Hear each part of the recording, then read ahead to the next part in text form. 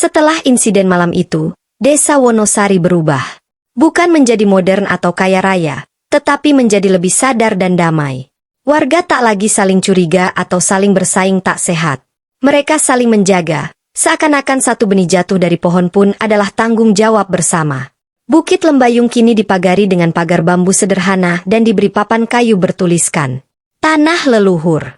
Tempat janji dijaga, bukan dijual. Setiap tahun, pada malam purnama bulan ke-10, warga menggelar upacara sedekah tanah. Mereka menabur bunga, membacakan nama-nama para leluhur, termasuk nama Sekar dan Bayu. Anak-anak sekolah diajarkan untuk tidak hanya hafal sejarah desa, tapi juga mengerti perasaan mereka yang pernah hidup di dalamnya. Raka kini hidup lebih tenang. Meski tubuhnya mulai renta, ia masih bangun pagi untuk menyiram tanaman dan menanam bibit padi baru. Tapi ia bukan lagi satu-satunya penjaga. Generasi muda mulai ikut turun ke sawah, bukan karena dipaksa, tapi karena merasa terhubung dengan cerita dan tanah. Salah satunya adalah Nara, cucu Raka yang paling dekat dengannya. Nara gemar mencatat dan menggambar. Ia mulai mengabadikan kisah Raka dan Sekar dalam buku-buku kecil, lalu menyebarkannya ke sekolah dan komunitas desa. Suatu sore, Nara bertanya, "Kek, apa yang akan terjadi kalau suatu hari tak ada lagi yang percaya pada kisah ini? Kalau orang-orang kembali lupa?" Raka tersenyum sambil memandangi bukit. Mereka mungkin lupa untuk sementara. Tapi tanah tidak. Angin pun tidak. Bahkan cahaya bulan akan tetap mengingat. Karena janji yang pernah dilangitkan akan tetap bergema. Entah di udara, di mimpi, atau di hati mereka yang berani mendengar. Di akhir bagian ini, lentera-lentera kembali dinyalakan. Sekar tak pernah lagi muncul dalam wujud hantu. Tapi setiap kali ada yang duduk diam di atas bukit, memejamkan mata dan mendengarkan, mereka berkata, seolah ada suara lembut yang berbisik. Terima kasih karena tak melupakan kisah Raka dan Sekar, yang selama ini hanya berputar dalam lingkaran kecil desa Wonosari, perlahan merambat ke dunia luar. Berawal dari tulisan-tulisan Nara, yang ia unggah ke media sosial dan blog komunitas sejarah desa, cerita itu mulai menarik perhatian. Satu demi satu, orang datang. Bukan pejabat atau pemburu tanah seperti dulu, tapi peneliti budaya, mahasiswa antropologi, penulis horor, bahkan vlogger supranatural. Mereka penasaran akan bukit yang dijaga arwah perempuan, dan janji leluhur yang tak terputus. Awalnya, warga menyambut baik. Mereka merasa dihargai. Namun perlahan, sesuatu terasa berubah. Pada suatu sore, Raka berjalan ke bukit dan mendapati seorang pemuda berdiri di dekat makam Sekar, memasang tripod kamera, lengkap dengan mikrofon dan efek kabut buatan. "Permisi, ini untuk konten YouTube saya." Judulnya, "Live di Makam Arwah Sekar, Hantu Tercantik di Jawa," katanya ceria. Raka menatapnya tajam. "Ini bukan panggung. Ini pusara. Kau tak tahu apa yang kau usik." Pemuda itu tertawa gugup, tapi tetap menyalakan kamera. Namun sebelum sempat merekam, angin berembus kencang dari arah timur. Langit yang cerah mendung seketika. Tripod roboh. Mikrofon patah. Dan dari sela-sela pohon Kamboja, terdengar bisikan lirih. "Ini bukan tempatmu." Pemuda itu lari tunggang langgang, dan sejak itu tak pernah kembali. Namun, tidak semua yang datang berniat buruk. Beberapa tamu benar-benar ingin belajar. Salah satu dari mereka adalah Ratri, peneliti muda dari universitas di kota. Ia datang bukan hanya dengan catatan, tapi dengan hati yang tulus. Ratri duduk bersama Raka berhari-hari, mendengarkan cerita demi cerita.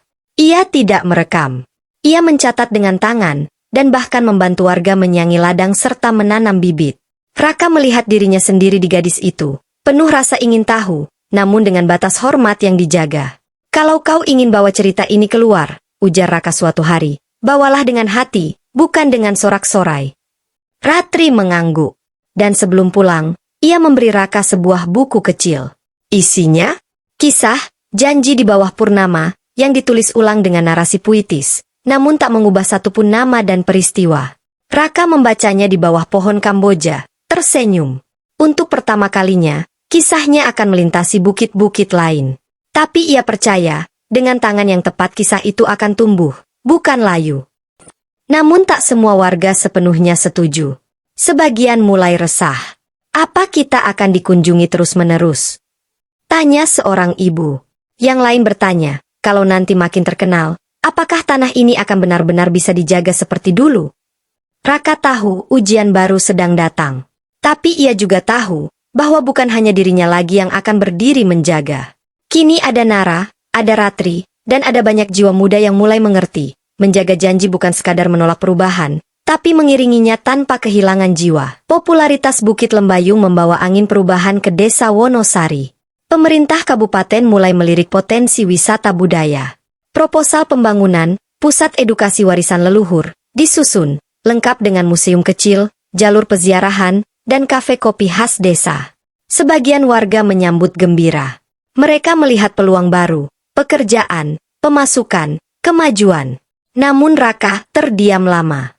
Di beranda rumahnya, ia duduk bersama Nara, memandangi bukit yang perlahan mulai dipasangi patok-patok kecil oleh tim survei.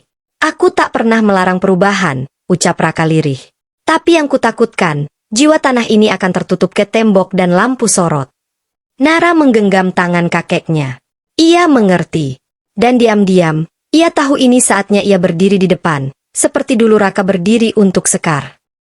Nara mengumpulkan pemuda desa, termasuk beberapa petani muda, guru honorer, dan penenun lokal. Ia mengusulkan pendekatan baru. Kalau mereka ingin mengenal Bukit Lembayung, biarkan kita yang bercerita. Kita bentuk tur budaya yang tak hanya menjual pemandangan, tapi menyampaikan ruh tempat ini. Mereka sepakat membentuk komunitas penjaga janji, sebuah kelompok kecil yang memandu tamu dengan cerita, lagu-lagu rakyat, dan ritual kecil penghormatan pada arwah. Ratri, yang saat itu kembali ke desa sebagai peneliti tetap, ikut mendampingi dengan bijak. Ia membantu menyusun naskah pertunjukan cerita, membuat pameran foto, dan melatih anak-anak desa mementaskan kisah Sekar dan Bayu dalam bentuk drama panggung sederhana. Pemerintah awalnya ragu. Kalian menolak pembangunan fisik. Raka menjawab, kami hanya meminta, jangan tanam beton di atas akar. Bangunlah di pinggir, bukan di jantungnya. Pejabat itu diam. Lalu melihat ke bukit, ke lentera-lentera yang masih menyala setiap purnama, dan kepada warga yang duduk diam dalam sunyi, seolah berbicara dengan sesuatu yang tak terlihat. Akhirnya, mereka setuju. Museum dibangun di luar pagar bambu. Jalur wisata mengikuti jalan setapak yang selama ini dilalui warga. Dan kafe? Hanya lapak kayu yang menyajikan kopi jahe dan tape singkong. Raka tersenyum melihat semua itu. Ia tahu, perjalanannya mendekati ujung. Tapi yang paling melegakan adalah ini, janji telah diwariskan, dan dijaga bukan oleh rasa takut, tapi oleh cinta dan kesadaran. Suatu malam purnama, ia naik perlahan ke Bukit Lembayung. Duduk di antara nisan Sekar dan Bayu, ia menutup mata. Dari balik kabut, suara lembut menyapanya. Raka, kau tak sendiri lagi. Dan malam itu, untuk pertama kalinya dalam hidupnya, Raka menangis, bukan karena kehilangan, tapi karena janji yang kini hidup dalam banyak hati. Setelah pembangunan museum selesai, Desa Wonosari makin sering didatangi tamu, baik dari kota maupun mancanegara. Tur budaya berjalan dengan baik, dan nama Bukit Lembayung mulai muncul di artikel daring, podcast, bahkan acara dokumenter televisi. Namun, di balik semua itu, Nara mulai merasa ada yang bergeser. Satu sore, saat mendampingi sekelompok turis muda dari ibu kota, ia mendengar bisik-bisik. Bagus ya, auranya mistis. Tapi, katanya hantu di sini udah jinak, ya? Iya, kayaknya udah dijadikan properti budaya deh. Kalimat itu menusuk. Nara tak marah, tapi ia gelisah. Malam itu, ia naik ke bukit sendirian, membawa lentera dan buku catatannya. Di bawah pohon Kamboja tua, ia duduk, membuka halaman kosong, lalu menulis. Apakah warisan bisa menjadi tontonan? Apakah janji bisa dikomersialkan tanpa kehilangan sakralnya? Atau, apakah ini cuma bagian dari perjalanan menjaga, yang tak pernah benar-benar selesai? Angin berembus pelan, membawa aroma bunga dan tanah basah. Nara memejamkan mata. Dalam keheningan, ia mendengar suara samar. Bukan bentuk yang menjaga jiwa, tapi niat di baliknya. Ia tahu, itu bukan halusinasi. Mungkin bukan Sekar, bukan Bayu, atau Raka. Mungkin hanya gema dari dalam hatinya sendiri. Tapi kalimat itu cukup untuk menenangkannya. Esok paginya, Nara mengumpulkan para pemuda komunitas penjaga janji. Ia menyampaikan idenya. Kita buat perpustakaan digital desa, berisi kisah-kisah lisan warga, mantra-mantra tua, lagu rakyat, dan sejarah Bukit Lembayung. Tapi bukan untuk viral. Untuk dokumentasi. Untuk anak-anak kita. Kenapa digital? Tanya salah satu anggota. Nara tersenyum, karena sekarang, jari-jari lebih cepat membaca dari mulut ke mulut. Tapi jiwa tetap harus hadir di antara baris-baris itu. Mereka mulai bekerja. Membuat podcast lokal, e-book gratis, dan film pendek sederhana berjudul Cahaya yang Dijaga. Tidak untuk sensasi, tapi untuk pewarisan. Sementara itu, Raka, yang kesehatannya semakin menurun, hanya tersenyum melihat semua ini. Ia tak lagi kuat naik bukit, tapi setiap malam purnama, lentera kecil tetap ia nyalakan di beranda rumahnya. Nara tahu, waktunya tak akan lama lagi. Tapi ia juga tahu satu hal. Janji itu kini telah berpindah, dari tangan ke tangan, dari hati ke hati, dan kini hidup pula di layar, di suara, dan di semangat generasi baru. Musim hujan datang lebih awal tahun itu. Udara lembab menyelimuti desa Wonosari, dan langit sering diselimuti awan kelabu. Namun, di antara dingin dan basah, suasana desa tetap hangat. Lentera-lentera bambu masih tergantung di beranda rumah, dan bukit lembayung masih dijaga seperti pusaka yang tak boleh ternoda. Raka kini lebih banyak terbaring di dalam rumah. Tubuhnya menua cepat, tapi pikirannya tetap tajam. Ia tak lagi kuat mencangkul atau berjalan jauh. Namun setiap purnama, ia meminta Nara membuka jendela menghadap ke bukit. Biar cahaya bulan jadi teman tidurku, katanya pelan. Pada malam purnama ke-91 sejak peristiwa Sekar, Raka memanggil Nara ke samping ranjangnya. Tangannya gemetar, tapi matanya bersinar tenang. Ia mengeluarkan sebuah kantong kain kecil yang sudah kusam dan mengikatnya dengan benang merah. Ini kalung Sekar, bisiknya. Dulu ia menitipkannya padaku, saat aku berjanji menjaga janji mereka. Nara menatap kalung itu, sebuah liontin kayu sederhana, dengan ukiran bulan sabit dan bunga Kamboja. Sekarang, giliranmu. Bukan hanya menjaga bukit, tapi menjaga cerita. Menjaga hati. Menjaga makna. Air mata menggenang di mata Nara. Ia menggenggam tangan kakeknya erat. Aku akan jaga, kek. Sampai kapanpun. Beberapa hari kemudian, Raka meninggal dunia, tepat saat hujan pertama turun dengan derasnya. Desa Wonosari berduka. Tapi tidak dengan tangisan histeris, melainkan dengan diam yang dalam dan hormat.